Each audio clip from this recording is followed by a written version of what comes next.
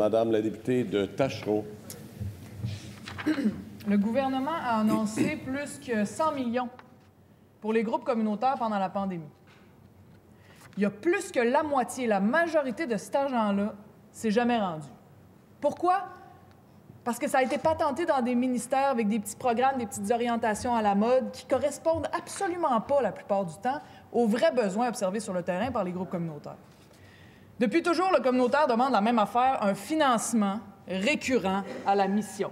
Ça, en français, là, ça veut dire un financement qui est là année après année avec prévisibilité, puis qui est laissé aux groupes communautaires sans qu'il y ait du monde de politique par-dessus leur épaule pour dire « fais ci, puis fais ça, puis fais plus ci comme ça, puis fais plus ci », puis après qu'ils leur imposent des formulaires de 18 pages à remplir pour expliquer où c'est qu'ils ont mis chaque scène. D'ailleurs, pourquoi on fait ça? Pourquoi on leur fait pas confiance aux groupes communautaires? Pourquoi on les laisse pas travailler? Moi, je veux savoir le montant que le ministre va mettre pour le communautaire dans le prochain budget. Est-ce qu'il va être récurrent à la mission? Monsieur le ministre du Travail, de l'Emploi et de la Solidarité sociale. Merci, Monsieur le Président. D'abord, il faut souligner le travail essentiel des organismes communautaires. Vous savez que les personnes vulnérables qui vivent dans la pauvreté ou dans l'exclusion sociale, il y en a eu de plus en plus, particulièrement pendant la pandémie. Notre interlocuteur privilégié, c'est le Réseau québécois pour l'action communautaire autonome. La revendication centrale, c'est effectivement d'avoir un financement à la mission, respecter l'autonomie des organismes communautaires, mais je rappellerai qu'en 2019-2020, on a investi au-delà de 1,2 milliard de dollars auprès de 5200 organismes communautaires. C'est l'augmentation la plus substantielle jamais reçue par les organismes communautaires et ça s'est accentué dans les années suivantes. L'année dernière, on a consenti 175 millions de dollars en augmentation sur 5 ans et un fonds d'urgence de 176 millions de dollars. Le financement à la mission, on en a constamment parlé. J'ai énormément de respect pour cet objectif-là. On est en discussion et on travaille pour l'élaboration d'un plan d'action gouvernemental qu'il n'y a pas depuis 2007 et on continue de travailler. Première complémentaire, Madame la députée de Tachereau. Bon, on se rapproche d'un engagement pour un financement récurrent à la mission. On va guetter ça. Je me demande si le ministre sait qu'il y a des travailleurs du communautaire qui vont eux-mêmes se nourrir d'un banque alimentaire, qu'en ce moment, ils quittent leur métier en masse et que la grève de cette semaine, c'est un vrai avertissement. Je veux juste qu'on imagine, s'il n'y avait pas le communautaire, si le milieu s'effondre, imaginez dans les salles d'urgence au Québec, imaginez sur la ligne du 911, imaginez le nombre de féminicides, imaginez le nombre d'enfants qui ne mangent pas.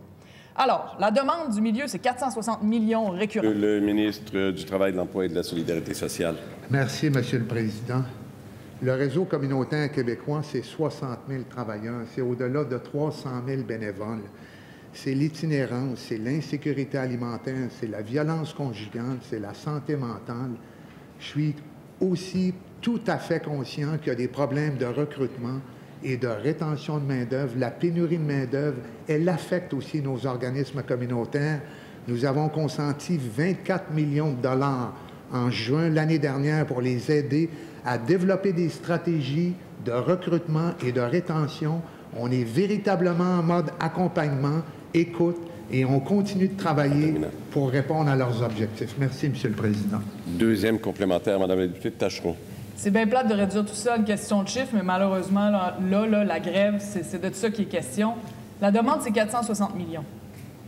Est-ce qu'on peut s'attendre à quelque chose de substantiel, qui se rapproche de ça, qui n'est pas juste un autre 100 millions, puis c'est beaucoup, vous devriez trouver que c'est beaucoup. Donc, c'est ça ma dernière question. J'aimerais avoir une réponse qui est claire. Merci.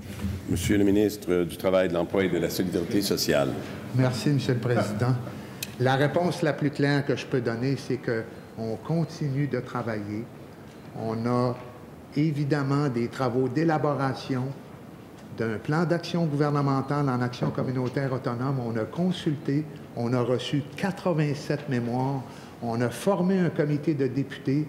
On est vraiment à l'écoute, puis on va s'assurer du mieux qu'on peut, en tenant compte de plusieurs critères, de continuer le dialogue qui est bien établi, qui est bien consolidé avec le réseau communautaire québécois. Merci, Monsieur le Président.